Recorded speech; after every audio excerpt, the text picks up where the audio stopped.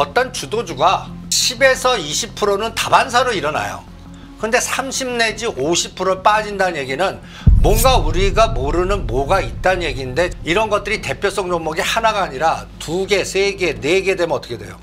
테슬라, 엔비디아, 팔란테크, 이게 지금 떨어지는 속도가 급해요.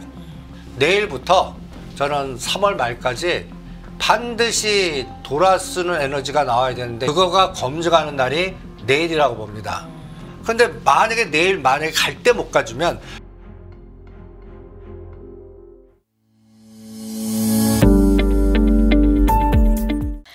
네, 시청자 여러분 안녕하십니까? 이승조의 팔로우 더 머니 시작합니다. 최은정입니다. 오늘도 다인경제 이승조 대표와 함께 돈의 물줄기를 따라가 보시기 바라겠습니다. 대표님 바로 인사드릴게요. 어서 오십시오. 예, 안녕하세요. 네, 대표님 일단은 우리 시간으로 내일 새벽에 엔비디아의 실적 발표가 있습니다. 가뜩이나 경기 둔화 공포에 또 미국 증시 버블 우려까지 제기되고 있는 상황이라 엔비디아의 실적이 미국 증시 향방은 물론 국내 증시에도 영향을 미치겠다라는 생각이 드는데요. 그동안 미국 증시가 조정을 받을 거고 미국 증시 종목 매도해서 국내 증시에 집중하자라고 강조를 해주셨었잖아요. 그간 또 매그니피센트 7 종목들은 주가 하락을 보였고요. 지금 자리를 좀 어떻게 보십니까? 일단 내일이 저는 그 미국 시장을 결정하는 하나의 분기점 같은데, 네. 한번 이런 상상을 해보세요. 내일 반드시 돌아서야 돼요, 미국 증시는. 미국 증시가 예. 플러스로 끝나야 된다고요? 예. 그러니까 그리고 연속성이 나와야 돼. 근데 네. 우리가 한번 이런 생각을 해보죠. 그 나스닥 인덱스가 10% 이상 빠지는 장이 만약에 내일부터 나온다면, 이건 미국 시장은 이제는 침체나 하락으로 들어가는 그냥 신호탄이거든요. 네. 그러니까 전에 한번 제가 2만 이건 계속 두들겨 맞으니까 요게 18,800, 120선 여기까지 빠질 겁니다. 그럴 때 주도주 뭐 테슬라든 엔비디아든 다 빠질 거다.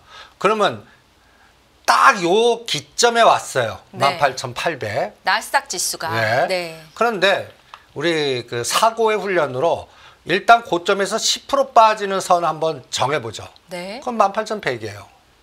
그러면 대충 7에서 10% 빠져도 이게 추세 하락으로 그 상승을 무너뜨리진 않아요. 이런 경우 수없이 많으니까. 네. 상승 과정에서. 그런데 20%까지 빠지면 이거는 큰일 나는 상황이거든요. 16,000까지. 네. 그러면 이제 한번 판단해 보죠. 내일 엔비디아 실적이 저는 좋게 나올 거고 좋게 말할 것 같아요. 예. 가이던스도 좋을 거다.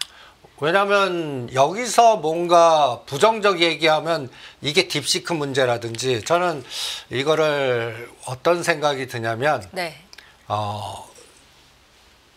엔비디아 입장에서는 최대 적이 등장한 거예요. 비싸게 팔 수 있는 고사양의 이걸 거기에서 연출된 모든 어떤 에너지가 저사양의 여러 가지의 저사양 용량 갖고도 구현할 수 있는 여러 가지 방법이 나오니까 비싸게 팔 수 있는 어떤 끌개나 모멘텀을 계속 선전해서 더 강조시키면서 뭐가 다릅니다라고 얘기할 거라고요. 근데 시장은 그거를 믿지 않을 것 같아요. 네. 그러면 그걸 믿으려고 하면 시세가 보여줘야 돼요. 그러니까 엔비디아가 이제 더 이상 빠지면 안 되겠죠. 그리고 이 공표가 나오면 안 돼요. 이제부터 인덱스가 10%나 20% 빠지는 추세 하락으로 갑니다. 네. 이러면 안 되잖아요. 그러면 여기서 이제 가장 중요해 보는 게 저는 엔비디아보다 테슬라예요. 여러분들 450불 때 이 얘기를 해드렸어요. 300불이 지지하나 붕괴하나 검증을 할 것 같다.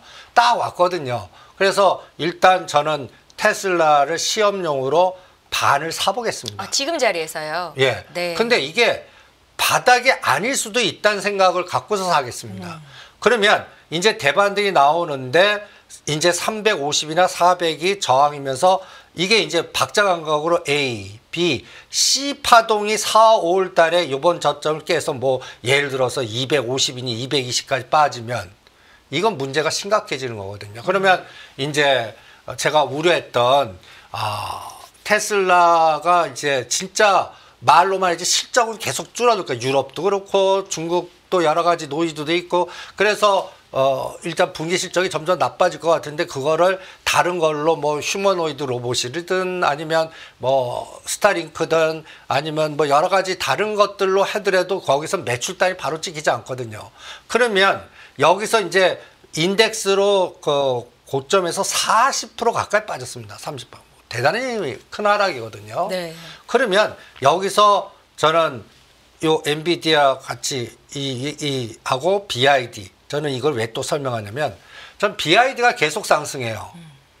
그러면 저는 테슬라는 계속 빠진다고 보는 거예요. 이게 롱숏이거든요. 근데 BID가 작년 8월부터 현재까지 73% 상승했어요. 네.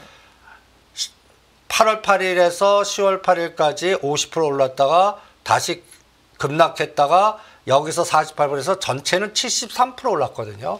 그런데 테슬라는 168%나 올랐어요. 그러니까 이 상승이 컸다는 걸 체크할 수가 있죠. 그러면 테슬라가 300불에서 이제 50불씩 위로 올리고 빼보겠습니다. 250불, 350불. 이 안에 박스에서 지그재그만 나오면 안 돼요. 그리고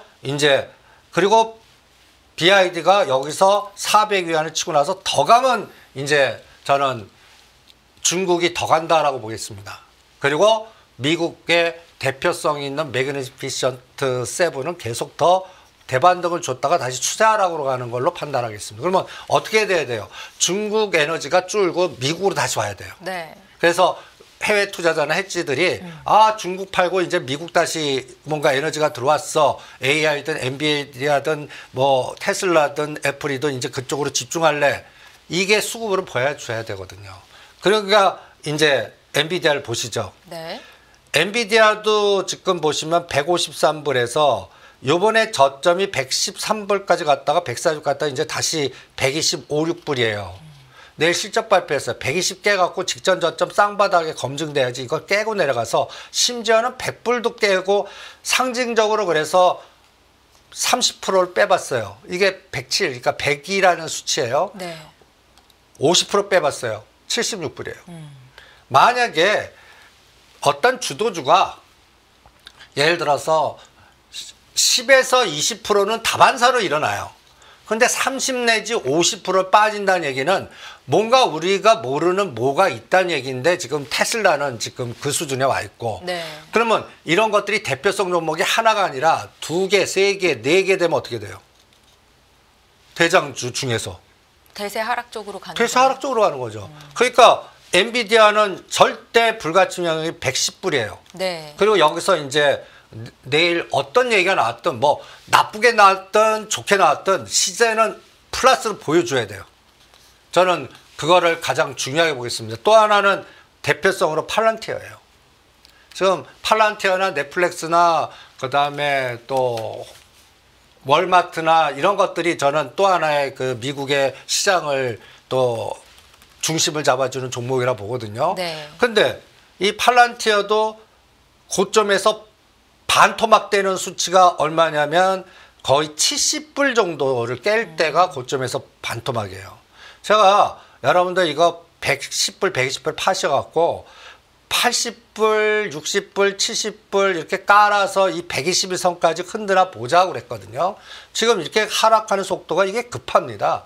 그러니까 지금 미국 시장에 그동안의 시장을 사람들을 끌고 왔던 간단히 해서 뭐 예를 들어서 양자컴퓨터 아이온큐 그 다음에 또 뭐 소형 원전에서는 뉴스케인이나 오클러 그 다음에 가장 중요한 이러한 테슬라, 엔비디아, 팔란테크 이게 지금 떨어지는 속도가 급해요. 그러게 이게 내일부터 저는 3월 말까지 반드시 돌아쓰는 에너지가 나와야 되는데 이게 중국과 그동안 롱으로 갔던 에너지가 숏으로 바뀌면서 미국으로 다시 들어와야 돼요. 네. 그거가 검증하는 날이 내일이라고 봅니다. 그래서 최근 이거 한번 보세요. 연초부터 엔비디아 뭐든지 지금 매그니피션트 7이 불안불안해요. 실적도 수치들이 좀 나빠요. 근데 여기 중국 종목들 보세요. 반도체 SMIC 60%, 자동차, 그 다음에 BYD가 거의 뭐 40%, 알리바바 50%. 다들 연초에는 미국보다 중국 했어야 돼요. 그러면 이제 내일부터 저는 4월 달까지 딱 2달간 미국으로 다시 에너지가 들어와야 돼요. 그걸 확인하는 날이 내일이에요. 그러면 우리가 실전에서는 어떻게 해야 되나? 내일 이제 5시면 이제 나올 거예요. 그러면 우리가 본장에 딱 진입하잖아요. 네. 그때 우리 장은 어떻게 돼야 되냐? 그동안 미국 시장에 빠져도 우리는 올렸어요. 근데 만약에 갈 때 못 가주면 그동안 올렸던 에너지가 갑자기 그냥 변동에 크게 그 변동성을 줄 수가 있어요. 그러니까 내일은 반드시 어떻게 해야 되냐? 파생시장으로는 한 5 내지 7 급등해야 되고요. 종합주가지수는 2600 지지하고 한 2670, 80으로 가줘야 되고 매수 그동안 계속 외국인이 때렸거든요. 네. 이거 매수 수익증 들어와서 조단위 매수 들어와야 되고 이게 검증돼야 되는 날이에요. 그러니까 지금 여러 가지 말들이 있지 않습니까? 이 엔비디아 실적 위에 어떻게 되냐. 그 다음에 또 이것 때문에 우리 시장은 그동안 급등했던 뭐 조선이니 방산이니 이런 것들이 계속 갈 거냐, 이게 부러질 거냐, 이런 것들을 저는 내일 엔비디아의 테슬라의 애플의 이런 몇 가지 그 마이크로소프트 이런 것들이 네. 중국이 쇼치고 여기서 롱이 나와줘야 돼요. 그래서 그게 검증이 안 되면 저는 2달 동안은 저는 미국 시장은 우리가 생각지도 않았던 수준까지 빠진다.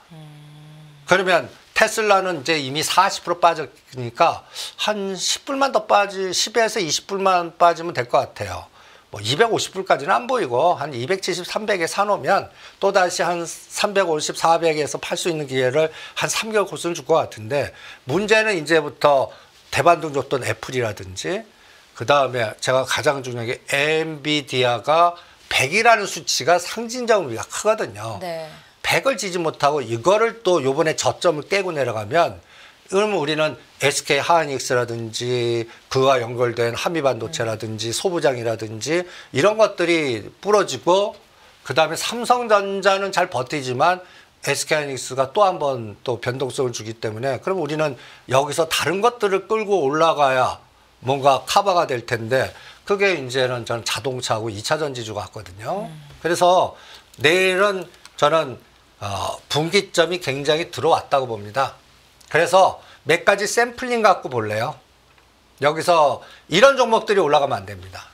저장동팡이라는 딥시크에 관련된 종목이 이번에 거의 10불까지 10위안까지 갔다가 7위안까지 떨어지고 제자리 뛰기 하고 있거든요. 그리고 BID는 계속 치고 나가요. 네. BID하고 저장동팡 그룹이 치고 나가면 이거는 엔비디아가 SK하이닉스가 대반등 실패했다는 얘기예요. 그래서 여기서 롱숏이 나오나 그리고 그렇게 되면 그동안 올랐던 제주반도체라든지 그리고 올려놓고 조정한 GRT가 이게 다시 갈 것 같거든요. 그리고 요새 DB하이텍이 강한 거가 더 강해지고 그러면 어떤 면에서는 저사양 관련된 반도체주가 올라가면서 그 AI 관련된 종목들은 떨어지면 이게 급등했던 로봇주라든지 다른 것마저도 훼손시켜 버리거든요. 이런 롱숏이 내일 검증될 것 같아요. 그래서 우리 장을 위해서는 미국이 다시 가져야 되고 중국은 숏으로 좀 조정해야 되고 그 다음에 우리나라의 중심축인 삼성전자, SK 하이닉스 이런 것들이 하방 경직성을 보여주는 확인이 들어가는 날이 내일부터 5일 코스 같아요. 네. 이걸 반드시 검증하고 하시는 게 어떻겠나 이런 생각이 듭니다. 그러니까 엔비디아의 실적 발표가 있는 내일이 분기점이다라는 말씀을 주시면서 그러니까 어찌되었건 엔비디아의 주가가 뭐 실적이 좋게 나왔건 가이던스가 좋던 나쁘던 플러스로 마감이 되는 게 중요하다라는 말씀 그리고 매그니피센트 7 종목 중에서 지금 시점에서 사볼 만한 건 테슬라 정도. 근데 테슬라가 10% 반등만 갖고는 안 돼요. 네. 거의 한 30%짜리가 나와야 돼요. 그러면 300불에서 30%하면 400불을 넘어야 되거든요. 네. 그런데 애매하게 350 조금 넘었다 두들겨 맞고 그러면 이게 계속 찝찝한 거예요. 그러면 다음 실적을 좀 확인해야 될 것 같아요. 그래서 매출달이 줄어들고 나빴는데도 이제 이 선은 지지하느라가 검증이 돼야 될 것 같고 네. 그래서 저는 어때요 결론이 그래도 뭔가 반등줘도 뭔가 시원치 않을 것 같고. 그래서 저는 어떤 생각이 드냐면 저는 이럴 때 새로운 에너지를 찾는 게 정답이 아닌가. 그래서 저는 이게 확인되는데 저는 한 달 반 걸릴 것 같거든요. 네. 그리고 엔비디아 내일 오늘 밤에 떨어져 올라가더라도 한 10%에서 20% 먹기가 좀 만만치 않을 것 같아요. 그러니 지금 빈지털이하고 새롭게 시작하는 저는 2차 전지의 승부 거는 게 더 낫지 않나. 그래서 저는 2달간 주도주를 저는 2차 전지에 한번 승부를 걸어 보겠습니다. 요거 하나만 정리하고 가겠습니다. 지금까지의 시장 흐름은 미국 증시에서 매그니피센트 7종목이 하락하고 반대로 그러니까 중국에 있는 기술주 중심의 급등이 있었는데 이게 지금 얼마나 더 지속될 거냐, 여기에 대한 물음에 대한 답은 내일 정도에서 결론이 날 수 있다라고 보시는 거예요. 예, 근데 저는 테슬라나 네. 엔비디아나 바닥 찍고 올라가서 10배에서 20% 잠깐 반등이지 추세로 직전 고점 돌파하고 이건 아닌 것 같아요. 그러니까 박스권에 갇혀 있는 정도일 거다. 예, 지금 트럼프 대통령의 탐욕이 네. 색깔이 바뀌었어요. 그래갖고 다른 데를 보고 계세요. 그럼 그 다른 데를 보고 계실 때 우리가 틈새로 갈 수 있는 게 자동차, 2차 전지, 그리고 우크라이나 재건에 우리가 파이프라인을 꽂나 뭐 여러 가지 이러한 흐름에서 나올 것 같고 네. 그 다음에 뭔가 우리 지금 그동안 주도했던 조선이라든지 방산이라든지 로봇이라든지 전 이거는 오히려 부러질 것 같아요. 근데 이 부러지는 과정이 네. 3월은 아닌 것 같고 4, 5월 같아요. 왜냐하면 이제 4월 달이면 하나 대표되는 종목들 로봇주라든지 예를 들어서 하나오션이 실적 발표할 거 아니에요. 네. 그러면 이렇게 되면 곤란하다는 얘기죠. 제가 하나오션 갖고 전체적인 그림 볼 때 5만 원까지 떨어뜨리면 안 될 거 아니에요. 하나오션이. 한번 보세요. 5만 원까지 떨어진다는 건 추세가 이제 꺾였다는 의미가 되는 거겠죠? 그렇죠. 네. 아니 지금 다 이구동성으로 조선 기자재, 방산 걱정하지 마. 조정하고 다시 가. 이게 과거에 한미반도체 꼭 15만 원에서 17만 원에서 대롱대롱 몇 개월 그 느낌하고 비슷해요. 그러니까 A파동에서는 안 빠질 것 같아요. 계속 대반등 주는데 그러다가 C파동이 저는 어느 때 나오냐면 진짜 분축을 하는 거예요. 그래서 러시아하고 미국이 뭐 50% 아니지만 계속 군축 삭감에 타협해서 우크라이나 이국에 집중을 하는 거예요. 그러면 시장 국제 정세의 재편 현상이 나오거든요. 이러면서 그렇게 되면 오히려 원화가 강세로 가버려요. 그러면 이제 수주 산업이 그동안 하나에 1달러당 1,450원이나 70원 계약했던 게 잘못하면 1,350원, 1,380원에 계약해보세요. 매출단이 급격하게 줄어들잖아요. 이 부분인데 비용은 올라갈 거라고요. 중국 때리면서 뭐 철강 가격이라든지 이런 것도 관세로 때립니까? 그럼 비용은 올라가고 매출은 줄어들고 그리고 환율은 이런 또 장치산업 하는 분들이 어떻게 할 때는 파생상품에 관련돼서 또 미리 땡긴 거와 여러 가지에서 이게 파생상품에서의 또 이상한 논리의 손해도 나올 수도 있고 뭐 여러 가지 이런 것들이 2, 3월은 아니에요. 네. 4월 달에 확인된다고요. 그러니까 로봇주나 그동안 방산이나 현대로템 대표적으로 현대로템, 하나오션, 하나에어로스페이스 이런 대표 위에서 대롱대롱 매달려 있다가 A, B, C가 4월 달 동안 그 사이에 시장을 메꿀 게 뭘까를 보는 게 저는 오히려 네네. 앞서 말씀하셨던 자동차, 뭐 2차 전지 쪽이요. 나는 저 아직까지 2차 네. 전지는 기술적 반등에 불과하다. 아직도 부정적이다. 나는 그게 오히려 탄력 있게 지금 예를 들어서 금양 같은 거 제가 옆에도 가지 말라고 그러는데 16,000원대 이제 레스고를 불러들었습니다. 아니, 금양을. 이번 주 들어서 금양의 주가가 굉장히 많이 오르더라고요, 대표님. 근데 네. 아직 갈 길 많다고 봅니다. 대표님, 요거 구체적으로 질문을 좀 드리기에 앞서서 파생시장 분위기를 먼저 좀 여쭤봐도 괜찮을까요? 현재 현물에서 외국인 매도가 지속이 되고 있는데 아직까지 외국인들이 돌아왔다라고 저희가 말할 수 없는 상황인데 지수는 좀 올라가고 있고요. 종합주가지수는 미국 시장이 하락함에도 견조하게 상승세를 보이는데 이 흐름은 좀 어떤 걸 의미하고 있는지를 분석 부탁드릴게요. 나는 그게 삼성전자 파워라고 봐요. 삼성전자의 파워요? 예. 5만 1,000원에서 5만 9천원까지 오르고 지금은 이게 오히려 딥시크로 SK하이닉스 죽여버리고 네. 한미반도체 죽여버리고 DB하이텍 그다음에 그동안 퀄리타스 반도체가 5,800원짜리가 거의 18,000원에서 200% 올라가고 네. 그다음에 저사양에 관련된 D램 쪽의 그 소부장들이 급등하는 거가 저는 외국인이 때렸어도 지수를 받쳤다라고 보는 겁니다. 그러니까 그동안 2,550, 2,400 박스였다가 2,550을 뚫어서 2,600, 7, 80 간 건 삼성전자예요. 삼성전자. 그러니까 삼성전자가 이제 엔비디아 언제 이거에서 벗어났다는 얘기예요. 그러면 이제 그런데 외국인이 지금 제가 굉장히 중요하게 보는 게 2월 3일 기준으로 볼 때 아직도 거의 2조 때려요. 네. 아직 안 사요. 근데 선물 갖고 지금 모멘텀 플레이를 2조 한 겁니다. 그러면 그리고 비차익은 계속 매도해요. 네. 여기서 우리가 가려면 내일 엔비디아에서 삼성전자, SK하이닉스가 같은 방향으로 가져야 돼요. 지금은 삼성전자 올릴 때 SK하이닉스는 지금 보세요. 여기가 2월 3일입니다. 삼성전자 58,000원. 그 다음에 이번 고점이 59,000원. 이 에너지가 저는 지수를 올렸다고 보는 거죠. 그리고 잘 견뎌요. 57,000원과 56,000원에서. 만약에 내일 엔비디아 이후로 삼성전자, SK하이닉스를 동시에 쇽 걸어버리면 우리는 미국 시장 떨어져도 잘 버티는 게 내일은 한 번에 두들겨 맞는 날이 돼버리는 거예요. 네. 그러니까 그렇게 되면 절대 안 되죠. 그러니까 내일 엔비디아가 어떻게 냈던 삼성전자 57,000원 지지하고 다시 6만전자를 시도하는 에너지가 나와야 되고 그 다음에 SK하이닉스는 지금 20만 원은 버티고 있어요. 이번에 이것도 2월 3일이 얼마냐면 18만 6천 원. 이번에 22만 원 돌파 못하고 다시 20만 원이에요. 10% 빠졌어요. 네.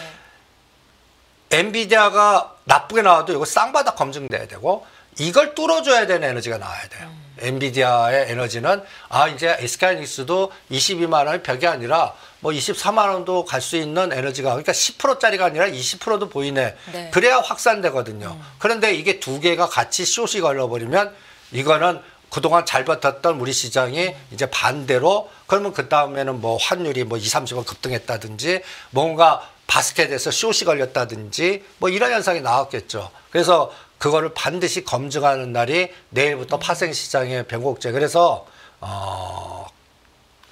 오늘도 보니까 삼성전자를 350, 70만 주 때렸어요. 네.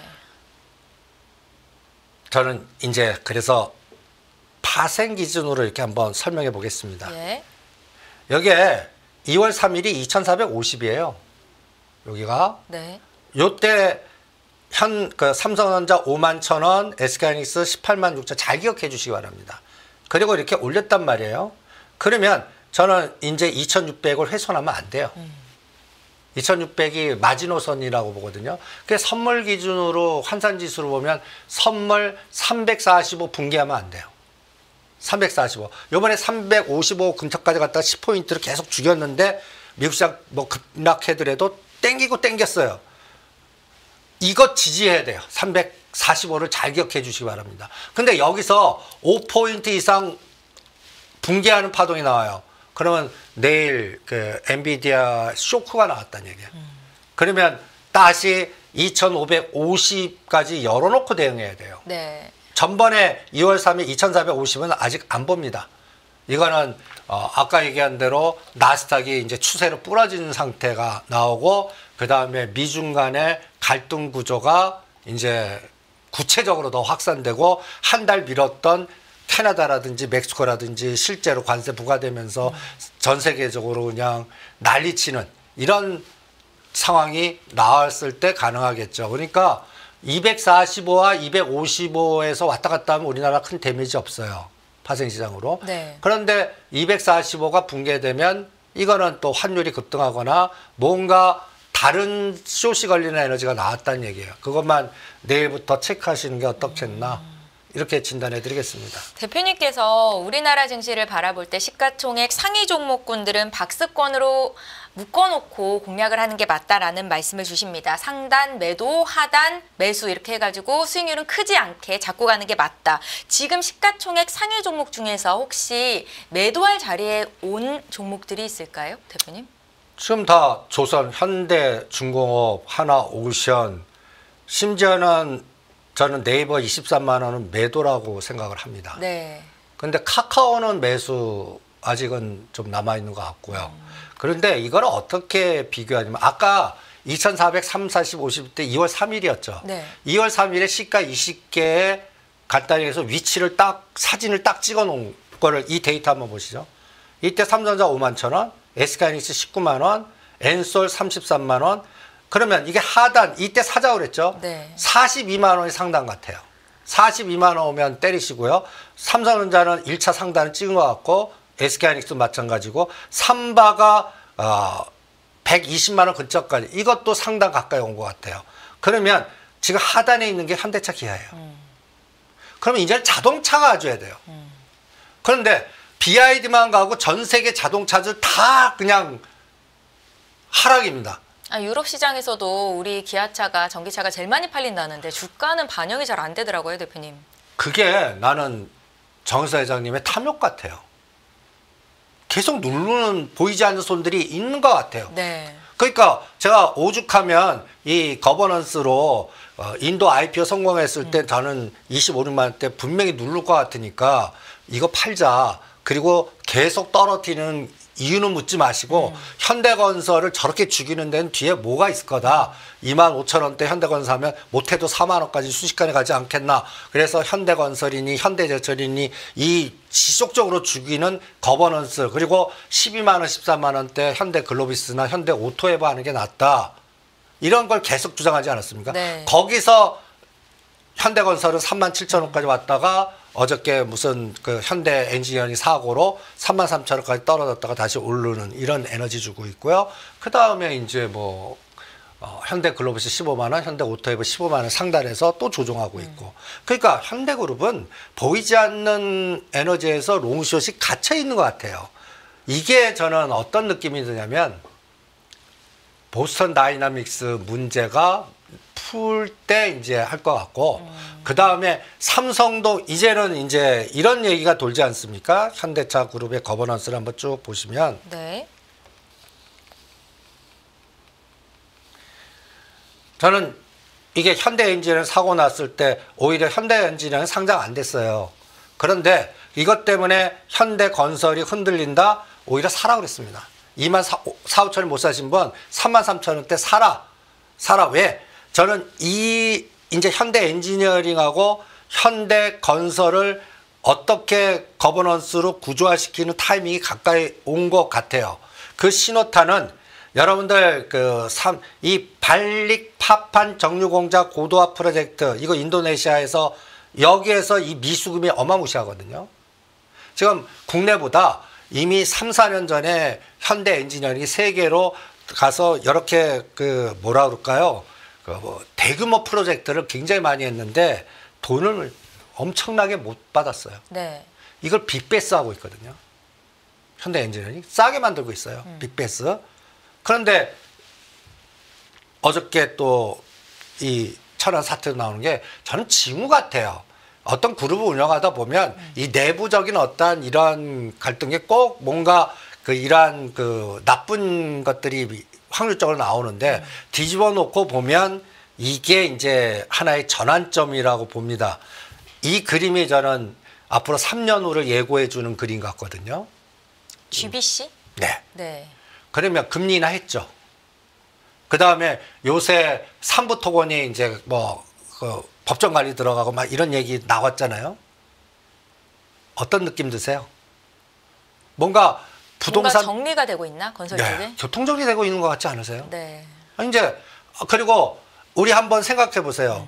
메리츠 금융지주 완전히 우리가 이 시간 통해도 얘기하는데 이게 트럼프의 미친 전략 같이 그때 춘천 레고 사태 터지고 해서 뭐 부동산 피해 받아서 망한다 그럴 때 메리츠 금융지주의 투자 전략이 어떻게 했냐면 안전방에 대주주들 중심으로 담보회를 잡아갖고 대주주 물량 담보 잡아갖고 돈놀이하는 이자 놀이하는 이런 상품을 다 금지시켰어요. 네. 그리고 어떻게 하냐 돈을 모아갖고 문제되는 롯데그룹이라든지 이 공격적으로 그러면 이자를 많이 받고 높은 이자 장사로 그 공격적으로 그 회장님이 한 거예요.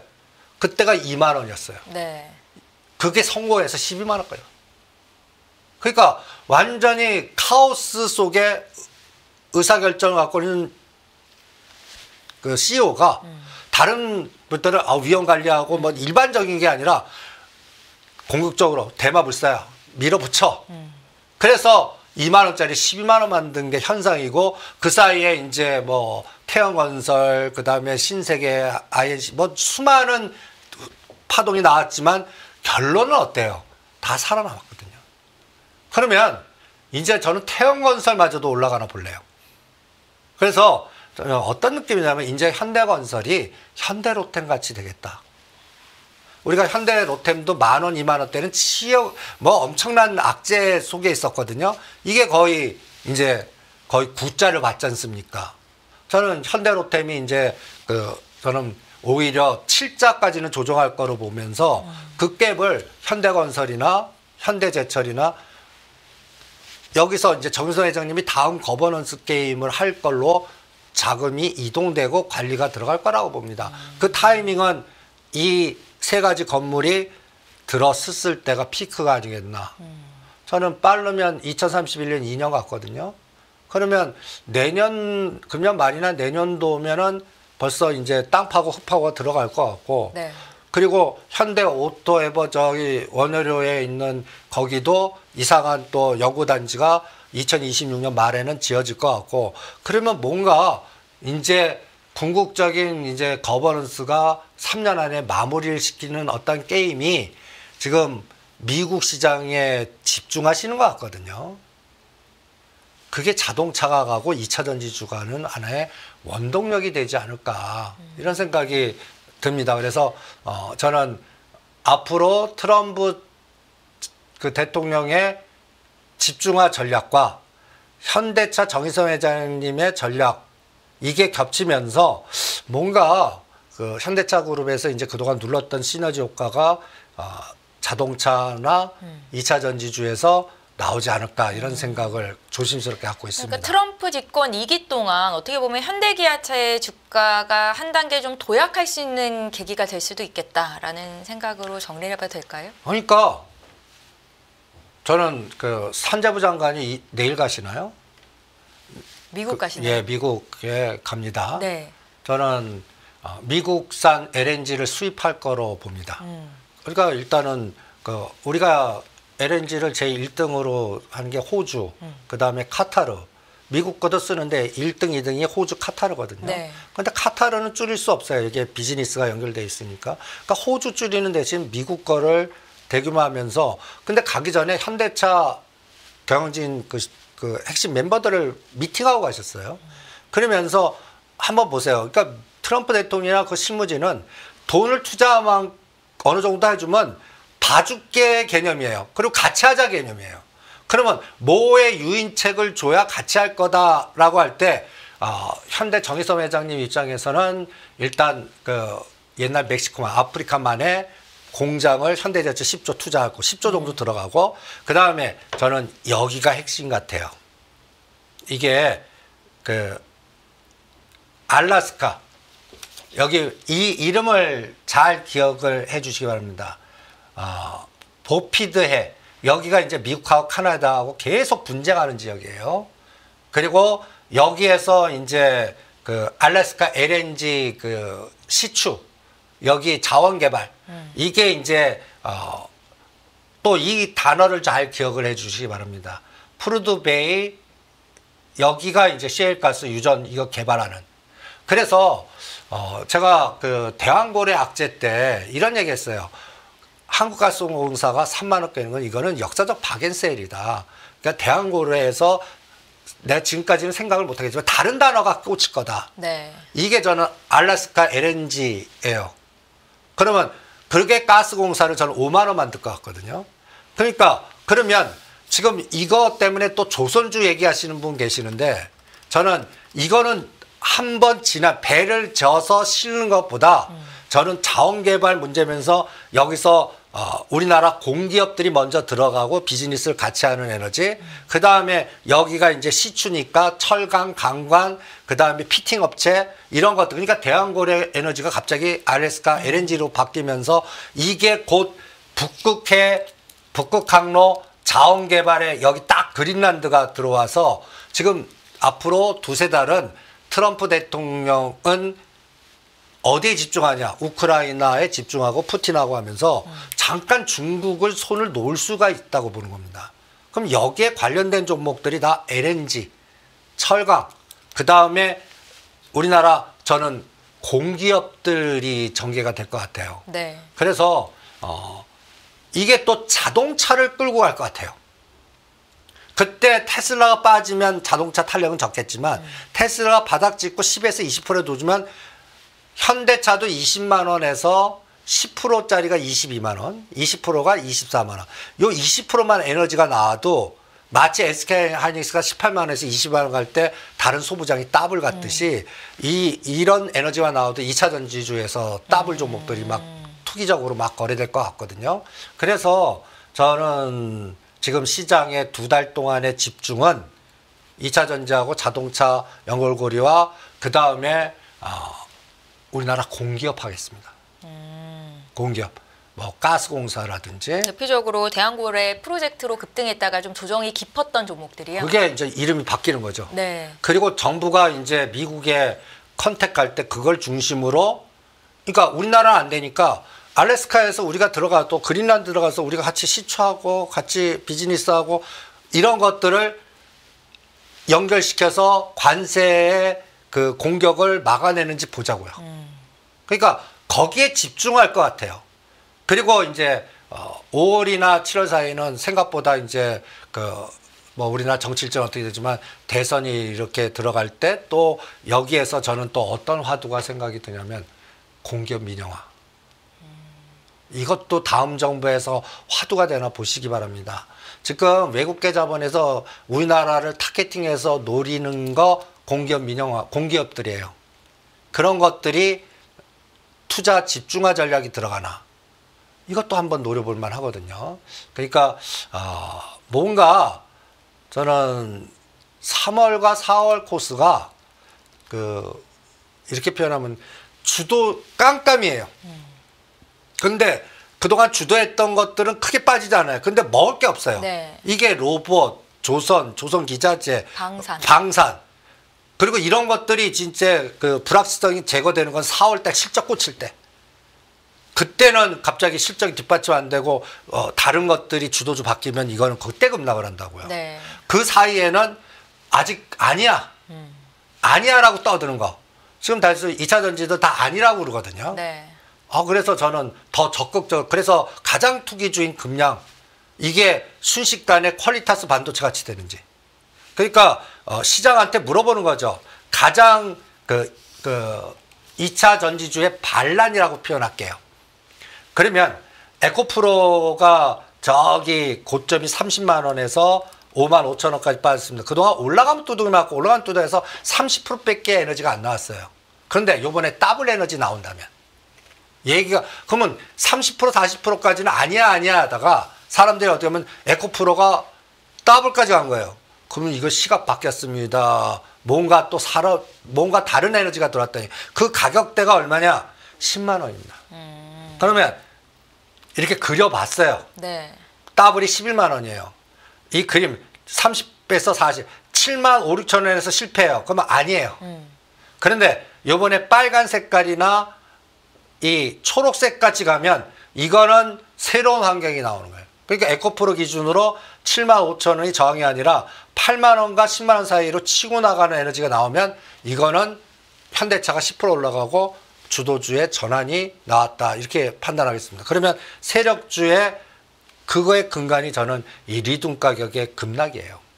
그동안에는 이 리듬 가격이 급등해서 이걸 산 재고의 마이너스가 계속 그 실적 악화 소지면 이제는 바닥을 깨서 이제 큰 재고 부분에서의 그 소모되고 여기서 마이너스 부분은 없고 이제 조금만 바뀌면 여기서 탁 치고 나가는 트리거가 생기는데 그거는 저는 금양 갖고 이렇게 그려볼래요. 금양의 속도 보세요. 16,000원짜리가 24,000원, 19,000원, 오늘 다시 치고 나가요. 얘가 간단히 얘기해서 얘도 19만 원에서 네. 16,000원 거의 10분의 1 토막 만들었어요. 네. 끔찍하지 않습니까? 그러면 하락폭의 반의 반 25% 능선이라고 그러는데 이게 6만 원이에요. 그러면 이건 상승률이 270%예요. 당장은 불가능하다고요? 그러면 저는 요 빨간색으로 딱 표시한 수준까지 투기적 거래가 나오나? 빨간색이요? 270% 올라가야 되는 6만 원과 16,000원에 딱 반. 이거는 한 135% 정도 올라. 130% 35,000원, 8,000원. 네. 이거는 쉬워요. 이것까지 주면 이제 시각이 바뀌었다라고 막 떠들 거예요. 그러니까 금양을 볼 때 3만 원까지 갈 때는 아니야 그러다가 3만 원 뚝 가면 이게 기하기하로 바뀌는. 그때는 오히려 매도 시점이다. 단기적인 매도죠. 그런데 그런 에너지가 앞으로 2달간 나오나. 이럴 때 저는 그동안 급등했던 로봇 대표되는 것만 몇 가지 보죠. 레인보우, 로보티즈, 유일 로보틱스 몇 가지 급등한 것들이 쇽 걸리면서 또 현대로템, 하나오션 이게 2차 전지주 이게 끌고 올라가나. XY축에 놓고 네. 그러니까 삼성 SDI, 포스코홀딩스, 코스모 신소재, 금양 이런 걸 포트폴리오 집중해서 그동안 주도했던 거 쏙 걸면서 이쪽이 아니야 하면서도 에너지가 나오나 시장한테 물어보겠습니다. 네. 그런데 나는 벌써 시장의 수급이나 이런 흐름이 렛츠고 불러라. 이게 우리가 이구동성으로 조선주 같이 떠들 때까지는 이게 움직이나 보자. 그게 딱 4월 같아요. 네. 그래서 2달간은 금양이나 에코프로나 특히 전고체 대장인 삼성 SDI가 현대차하고 또 콜라보를 한다고 그러잖아요. 이런 자꾸 연결되는 종목들이 휴머노이드 배터리 개발한다. 네, 예. 그런 것도 그 다음에 또 GM하고도 협업 그런 재료들이 계속 안 먹혔어요. 이게 이제 직접 요번에 산자부 장관 가서 뭘 갖고 오나 그러면서 예외 조항이 맞아졌어요 할 때 튀겠죠. 그거 확인하는 거를 저는 가장 중요한 포인트로 잡겠다 이렇게 생각이 듭니다. 한 2달 동안 그간 시장을 주도했던 대표 종목들이 지지부진할 때 그 틈새 전략을 노려서 고점 대비 지금 이제 굉장히 많이 떨어진 종목 중에 바닥에서 한 100% 정도의 수익을 줄 수 있는 섹터로 2차 전지 자동차 쪽을 말씀을 하신 겁니다. 예, 시청자 여러분들 참고를 하셨으면 좋겠고요. 대표님 저희 이번에 좀 가상자산 쪽 의견을 여쭙고 싶어서 제가 질문을 드릴 텐데 비트코인이 이제 우리나라 돈으로 1억 5천만 원을 넘었다가 지금 많이 내려왔습니다. 지금 가격을 보니까 1억 2,600만 원이겠죠? 그때 가격이 형성이 돼 있고 고점 대비해서 지금 한 20% 넘게 빠져 있는 것 같은데 대표님께서 이 정도 가격이면 사볼만 하다라는 의견을 항상 주시잖아요. 지금 네. 시점 좀 어떻게 보십니까? 그러니까 또 테슬라 같이 네. 반 사보겠습니다. 근데 요번에 1억도 깨나는 검증해 볼래요. 가능성도 보세요. 그럼요. 그거는 지금 비트코인 떨어지는 가장 결정적인 게 두 가지. 두나무 업비트 영업 일부 정지. 저는 이 엘살바도르 이거 오징어 세력들이 이 나라를 흔드나 한번 볼래요. 이게 무슨 얘기냐면 엘살바도르 비트코인 한 6,800개 갖고 있어요. 그래서 비트코인 잘 투자했다. 그런데 IMF 구제금융 받아요.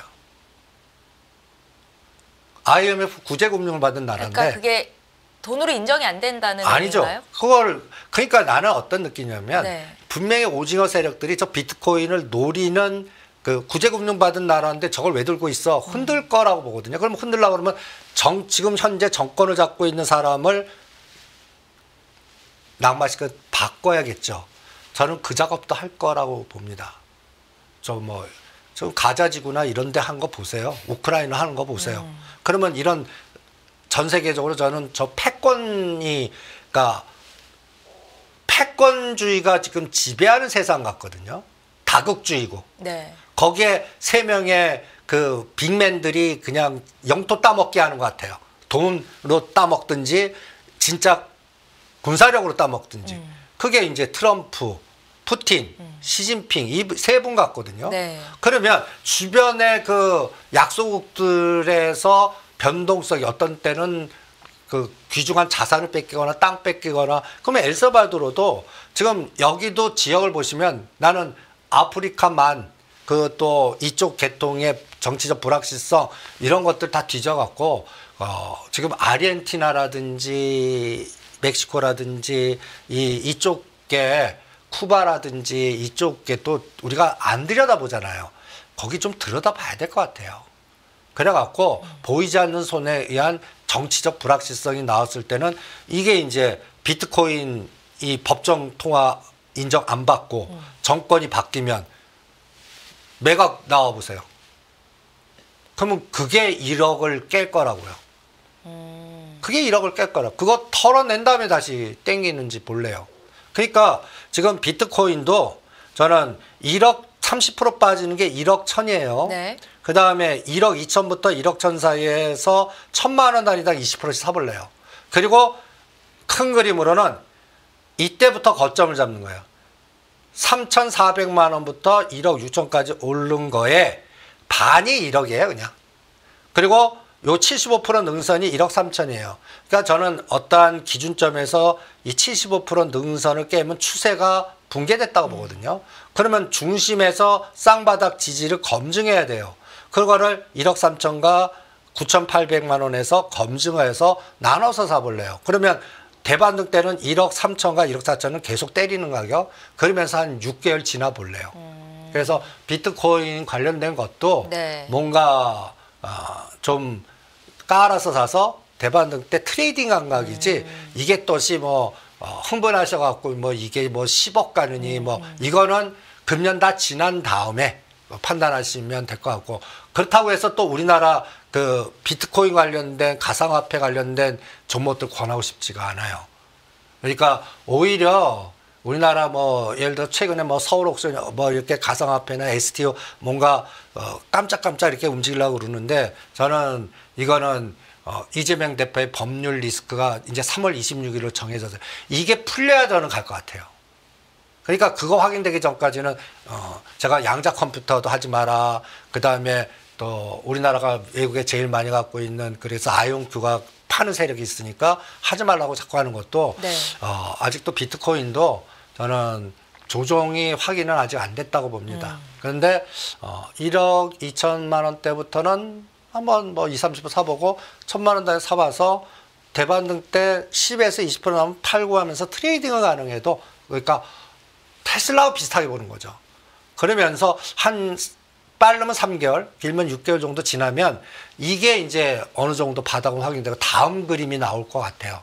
그때까지는 디프리 파동이나 조절하시고, 지금 주력은 저는 이 북극, 그 다음에 알래스카, 네. 그린란드, 우크라이나 이 단어가 만드는 화두가 저는 그래서 포스코 인터내셔널, HMM, 철강, 그 다음에 LNG, 그 다음에 또 우크라이나 재건 때 뭐가 또 미국이 다 그거를 갖고 가는지 지분 배분을 해주는지 이것도 중요해요.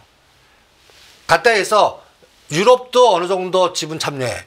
또 심지어는 지분 참여하는 거를 오픈을 시켜주는지 저는 오픈시킬 것 같거든요. 그러면서 그린란드나 알래스카나 다른 이권을 갖고 올 거라고 봅니다. 그렇게 한 2, 3개월을 집중하지 않을까 이런 생각이 들기 때문에 트럼프 대통령의 시각은 저는 당분간 우리 한국 기업 니네들 들어오는 기업만 봐줄래. 10조 이상입니다. 그게 가이드라인이 지금 이제는 투자임을 안 받아주고 영주권 주려면 71억 받는 대통령인데 네. 참 대단한 장사꾼이라고 봅니다. 그러면 우리나라 기업들이 직접적으로 뭐 SK그룹이 됐던 현대차 그룹이 됐던 거의 미국에 10조 이상 갖다 바치지 않는 한 두들겨 맞을 거다라고 봅니다. 그러면 제일 먼저 지금 솔선하고 있는 게 현대차 그룹하고 SK그룹. 그리고 저는 하나그룹이 이제 당분간 쇼치면서 이걸 포스코그룹이 받아갈 것 같아요. 그래서 당분간은 포스코그룹. 요거를 두세 달 동안 롱숏을 보신 다음에 한 4, 5월 달 되면 저 우크라이나나 이 그림 유럽 나토 이 다음에 또 평화군을 들어보낼 건지 우크라이나를 어떻게 또 구조화시킬 건지 그냥 종전만 할 건지 완전히 끝낼 건지 프랑스 독일은 어떤 위치를 줄 건지 그다음에 푸틴과 여러 가지의 이런 심지어는 여기에 시진핑도 들어오는지 이런 등등의 국제적인 어떤 판세를 한번 좀 확인해야 되지 않을까. 그래서 이럴 때 이제 그 보는 그 국제정치학 정목의 격자 모델이라고 있습니다. 어떤 격자에 어떤 시나리오를 놓고 이 격자가 자꾸 이렇게 바뀔 때 중심의 부분 균형, 그러니까 전체를 읽으려고 하지 마세요. 부분 균형을 찾아내야 돼요. 그럼 부분 균형에서는 지금 방산이나 조선은 아닙니다. 로봇도 아니고요.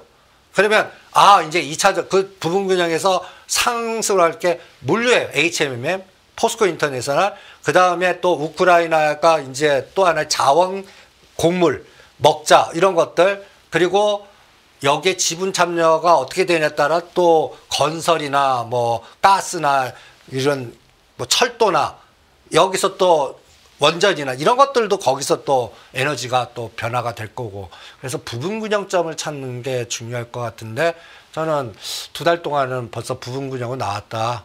그래서 포스코 그룹 롱 배팅 하겠고, 그 다음에 그동안 박살났던 코스모, 신소재니 코스모 화학이니 다 공식들이거든요. 에코프로니, 에코프로 BM이니, 에코프로 시리즈들. 그 다음에 이제 제일 투기, 금양이 상징적인 게 크거든. 10분의 1토만 만들었습니다. 네.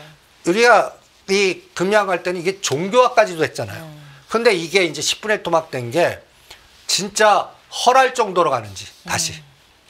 그런 머니게임이 나오는지, 저는 그런 시장의 에너지 갖고 매매해 보면서 판단해 보겠습니다. 네, 가상화폐 자산에 대한 의견을 여쭤봤으니까 정리를 좀 하자면, 일단 비트코인은 지금 충분히 트레이딩 매매할 시점에 있지만 1억까지 빠질 수 있다는 거 염두를 해두고 대응을 해보자라는 말씀이셨습니다.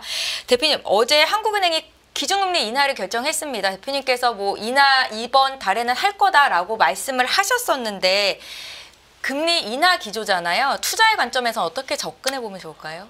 그래서 네. 제가 허얼시실적으로 그 2021년에 유행했던 BBIG ETF를 저는 사보겠습니다. 지금이요? 네. BBIG 옛날 네. 문재인 대통령 때 그때 카카오 뭐 15만 원 만든 하나의 원동력 뭔가 성장주가 많이 들어있는? 그거는 2021년 얘기죠. 네. 지금 박살나 있거든요, 다. 그러니까 간단해서 이게 BBIG 그 ETF입니다. 네. 보시면 14,000원짜리가 5,200원까지 ETF가 60% 빠졌어요. 아주 박살이 나 있고 지금 이게 이제 거의 1년 동안 옆으로만 겨요. 근데 여기에 구성선분 한번 보실래요?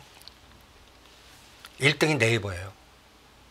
네이버는 15만 원짜리가 23만 원 벌써 올라왔습니다. 더존비전 제일 많이 올랐어요. 더존비전. 네. 이게 이제 그래프를 한번 보세요. 네이버는 하단 박스가 15만 원, 16만 원짜리가 23만 원. 그래서 좀 상단, 이걸 뚫어야 새로운 상단이 나오는데 이거 안에는 카카오가 상단 뚫는 게 더 빠를 거다라고 해서 카카오나, 그리고 더존비전 보실래요? 2만 5천 원짜리가 9만 원. 대단하죠. 이것도 벌써 뭐 데이터 센터라든지 어떤 모멘텀 벌써 한 거예요. 그러면 이제 여기 밑에 단에 있는 종목들 한번 보시죠. 카카오, 크래프톤, NC소프트, 셀트리온, LG에너지솔루션, 포스코, 요 밑에 단 순서로 올라올 것 같아요. 그래서 BBIG ETF를 사든지 금리 인하 시대 때 요 밑에 단 포스코홀딩스, 엔솔, 셀트리온 이런 카카오 이런 것들이 이제 제2의 더존비전 네이버 같이 되는지 볼래요. 그래서 이게 그러면서 얘가 적어도 하락폭의 반 정도 9,000원대까지 대반등 주나 한번 보겠습니다. 그러면 ETF 기준으로 상당한 수익률입니다. 네. 이게 50% 이상에서 70% 에너지까지도 잡을 수가 있어요. 그러면 금리 인하 때 나는 허시즈 종목은 옛날 문재인 정부 때 그 난리치던 BBI, 지금 타이거 BBIG밖에 없습니다. 남아있는 예. 게 ETF가 하나라는 예. 말씀이시죠? 예. 예, 이거 배팅 여기에서 구성선분에 하단을 하겠습니다. 이게 엔솔, 포스코홀딩스, 이제 셀트리온이 가나. 오늘 급등했잖아요. 그러니까 이게 보이지 않는 ETF들이 이제 저라면 네이버나 더존비전 팔아갖고 카카오, 셀트리온, 포스코홀딩스로 이 안에서 롱숏을 하겠습니다. 네. 이게 이제 그 ETF 운영하는 분들의 특징이 지금 플러스 자산 운영이 하나가 제일 잘 나가는데 제가 전번 시간에 1, 2, 3이 다 하나 에어로스페이스, 하나 시스템, 하나 그러면 이제 그 담보 빌려다가 숏 쳐버리고 네. 밑에 거 올립니다. 이런 얘기를 해드리잖아요. 지금 이것도 이제 BBIG가 그 전략으로 가나 한번 보시죠. ETF 종목 중에서 가장 바닥에 있는 ETF 중에서도 금리 인하의 수혜를 입을 수 있는 종목으로 꼽아주신 거죠? 예. 그리고 여기에 이제 또 계속 한 달마다 체크할 텐데 이제 또 그 바이오 쪽에 한미약품, 한미사이언스도 들어오나 보려는 거고. 이거 계속 구성 선물이 바뀔 겁니다. 네네. 그러니까 이거 제가 한 달 기준으로 계속 복귀해 보죠. 그러니까 지금 날짜가 오늘 2월 26일이니까 예. 3월 26일 날 얘가 어떻게 바뀌나 한번 보시죠. 그러면 대충 제 시나리오가 맞나 한번 검증하실 수가 있을 것 같습니다. 예, 잘 알겠습니다. 오늘 대표님의 의견 여기까지 듣겠습니다. 2주 만에 오셔서 시청자 여러분들이 많이 집중하시고 반가워하셨던 것 같습니다. 대표님 다음 주 이 시간에 또 뵐게요. 고맙습니다. 네, 수고하십시오. 안녕하세요. 유승입니다. 더 많은 영상을 보고 싶으신 분들은 화면 오른쪽에 있는 구독 버튼을 눌러주시기 바랍니다. 그리고 영상을 보시면서 좋아요는 필수인 거 아시죠? 항상 인포맥스 라이브를 사랑해 주셔서 감사합니다.